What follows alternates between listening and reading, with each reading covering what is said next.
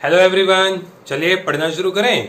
अभी तक हम जो कर रहे हैं topic practice on alphabet. Practice on alphabet में हमने पढ़ा कि कौन सा अल्फाबेट कौन से नंबर पर आता है और अपोजिट अल्फाबेट। उसके बाद हमने कुछ क्वेश्चंस किए थे, उन क्वेश्चंस को ही आगे बढ़ाते हुए वो हमसे और किस प्रकार के क्वेश्चन पुट करता है देखिएगा। अब हमसे उसने क्वेश्चन पुट किया कि अंग्रेजी वर्णमाला में बाएं से 8वें तथा दाएं से 7वें अक्षर के मध्य कितने अक्षर होंगे। बाएं से 8वें तथा दाएं से 7वें अक्षर के मध्य कितने अक्षर होंगे। तो जब हम करेंगे इसका सॉल्यूशन तो बाएं से 8वें तथा दाएं से 7वें अक्षर के मध्य कितने अक्षर होंगे। बाएं से 8वां अक्षर हमें पता है हमारा H है और दाएं से 7वां अक्षर हमारा T है। तो मिड जो काउंट होता है, मिड में ये वाले अल्फाबेट काउंट होंगे कि ये कितने अल्फाबेट हमारे पास बचे हैं। देखो हमें पता है कि हमारे पास टोटल जो अल्फाबेट है, टोटल अल्फाबेट है हमारे पास 26 के बाद हमने क्या किया, देखो 8 यहां से कम हो गए, 7 यहां से कम हो गए। तो हम क्या करेंगे, 8 + 7 करके और उसको 26 के अंदर से घटा देंगे। 26 के अंदर से घटाएंगे तो हमारा आंसर यहाँ पर 11 अल्फाबेट आएगा कि 11 अल्फाबेट उनके मध्य में होंगे। क्लियर है। चलिए आगे वाले क्वेश्चन पर बढ़ते हैं। आगे वाला क्वेश्चन हमारे पास आया कि अंग्रेजी वर्णमाला में बाएं से 5वें तथा बाएं से 22वें अक्षर के मध्य कितने अक्षर होंगे। अब देखिए इसी साइड से हमसे क्वेश्चन पुट किया उसने। जब इसके बारे में हम देखते हैं तो उसने हमें क्या बोला कि बाएं से 5वें। जब बाएं से 5वें पर हम आए तो बाएं से 5वां अल्फाबेट हमारा ई है और बाएं से जो 22वां अल्फाबेट हमारा होगा, बाएं से जो 22वां अल्फाबेट हमारा होगा, बाएं से 22वां अल्फाबेट होगा हमारा वी का। क्लियर है। अब हम बात कर लेते हैं क्या, देखना कि जब हम बाएं से 5वें और बाएं से 22वें अक्षर के मध्य की बात करेंगे तो हम क्या करेंगे, जब दोनों सेम साइड से आ रहे हैं तो हमने क्या किया भाई, 22 में से हमने 5 घटा दिया है कि नहीं। 22 में से 5 घटाया तो 17 आया, लेकिन इसका 17 आंसर नहीं होगा।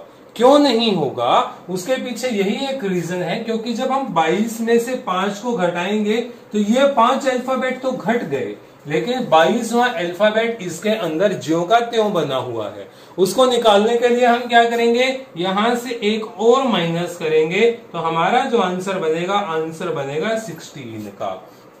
क्लियर है, समझ में आया। जब 22 में से 5 घटाया, 5 तो घट गया, लेकिन 22वां अल्फाबेट ज्यों का त्यों उसके अंदर बना हुआ है। जब हम उसको घटाएंगे तब हमारा आंसर आएगा और आंसर बनेगा यहाँ पर 16। देखिए 1 2 3 4 5 6 7 8 9 10 11 12 13 14 15 और 16 अल्फाबेट हमारे यहाँ पर बीच में आएंगे।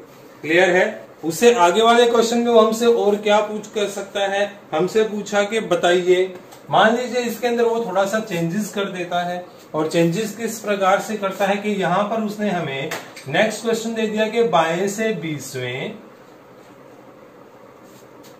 बाएं से अंग्रेजी वर्णमाला में बाएं से 20वें तथा दाएं से 17वें अक्षर के मध्य कितने अक्षर होंगे। अब हमने क्या देखा भाई, ध्यान से देखना, समझ में आ जाएगा कैसे। अब हम देखते हैं किस प्रकार से उसने हमारे पास क्वेश्चन किया। देखे तो उसने हमें बोला कि अंग्रेजी वर्णमाला में बाएं से 20वें, तो बाएं से 20वां अल्फाबेट हमारा क्या है भाई, बाएं से 20वां अल्फाबेट हमारा टी है। जब टी के बारे में हम लोग देखते हैं, बाएं से 20वां अक्षर हमारा टी है।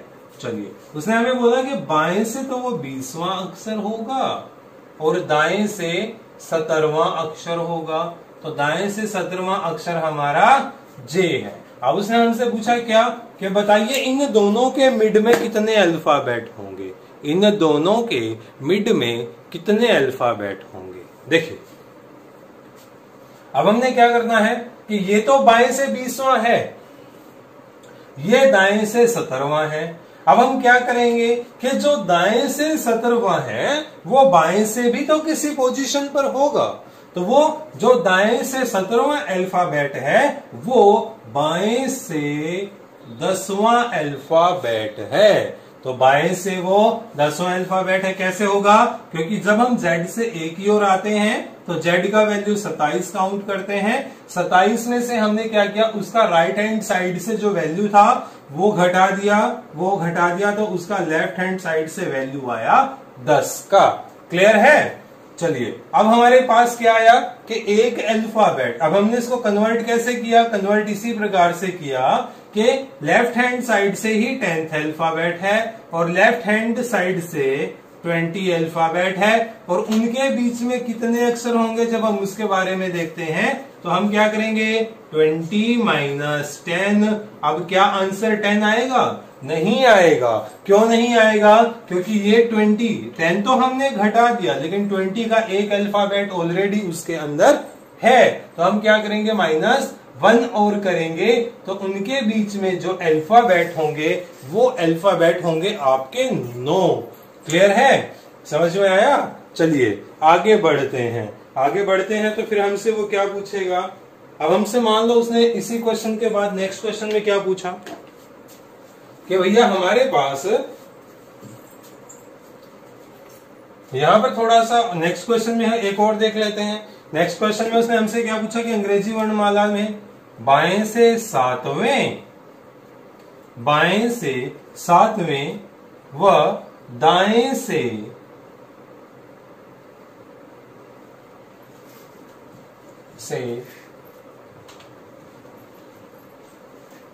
10वें अक्षर के मध्य, यहां पर क्या किया, 10वें अक्षर के मध्य कितने अक्षर हैं ये नहीं पूछा। क्या पूछा कि 10वें अक्षर के मध्य कौन सा अक्षर है। पूछा कि कौन सा अक्षर बिल्कुल मिड में आएगा। जब हम उसके बारे में पढ़ेंगे तो हमने क्या देखा, अब क्वेश्चन पुट किया उसने कि अंग्रेजी वर्णमाला में बाएं से 7वें तथा दाएं से 10वें अक्षर के मध्य कौन सा अक्षर है। तो इस क्वेश्चन से रिलेटेड जब हम करेंगे तो वो क्या होगा देखिएगा।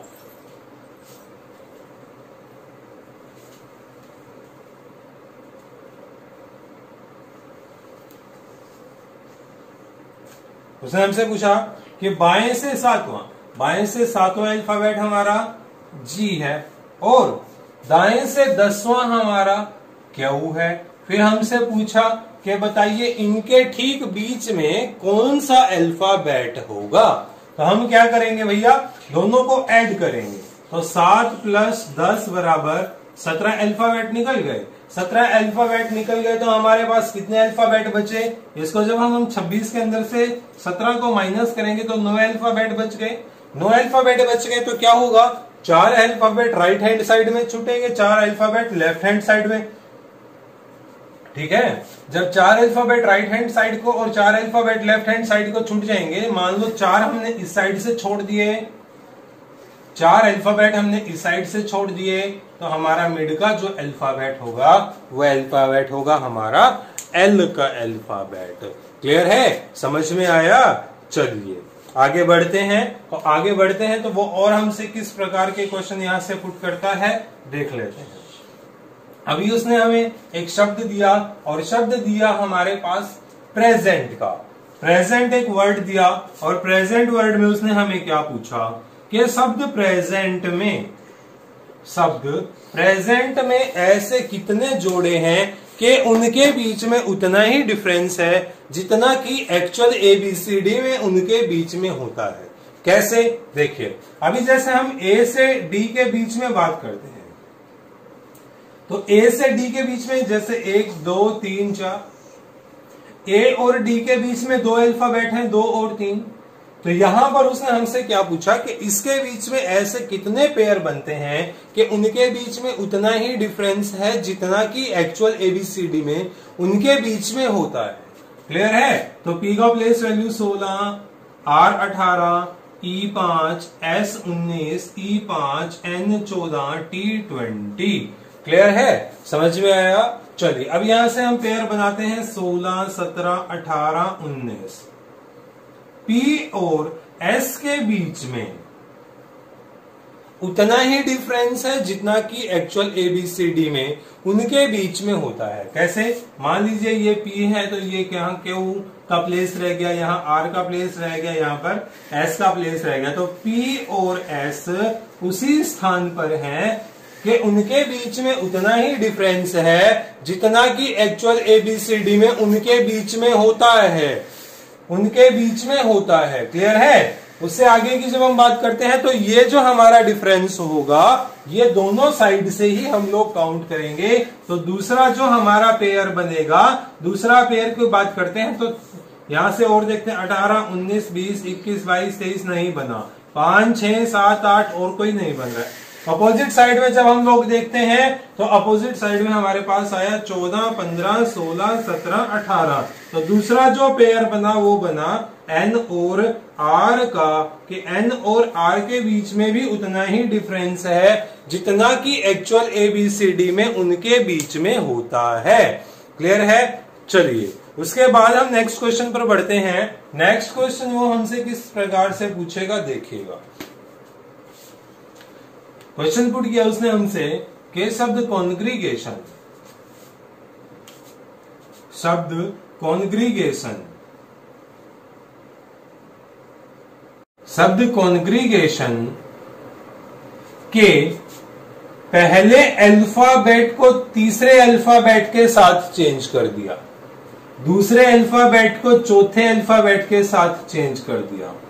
ठीक है? पहले को तीसरे के साथ, दूसरे को चौथे के साथ, पांचवें को सातवें के साथ, छठे को आठवें के साथ और बाकी बचे हुए अल्फाबेट को भी उसी सीक्वेंस में यदि हम चेंज करते हैं तो हमसे क्वेश्चन क्या पुट किया कि बताइए बाएं से आठवां अल्फाबेट क्या होगा। बाएं से आठवां अल्फाबेट क्या होगा। जब हम इसको इंटरचेंज करेंगे तो इंटरचेंज करने में हमें काफी समय लगेगा। समय किस प्रकार से लगेगा देखिए, पहले हम करेंगे पहले की जगह तीसरा, तीसरे की जगह पहला, दूसरे की जगह चौथा, चौथे की जगह दूसरा, और इस प्रकार से जब हम चेंज करेंगे तो हमारे पास बहुत टाइम लगेगा। टाइम लगेगा तो हम क्या करेंगे, हमने एक सीधा सा देखना है कि उसने हमसे पूछा क्या है। बाएं से आठवां अल्फाबेट क्या होगा। हम डायरेक्ट बाएं से आठवें अल्फाबेट पर जाएंगे। वो किसके साथ चेंज होगा? छठा अल्फाबेट आठवें के साथ, आठवां अल्फाबेट छठे के साथ। तो यहां पर हमारा आंसर बनेगा ई का। क्लियर है? तो हाँ, यहां पर हमारा जो आंसर आएगा वो आंसर आएगा ई का। चलिए बाकी कल करते हैं, आज के लिए इतना ही।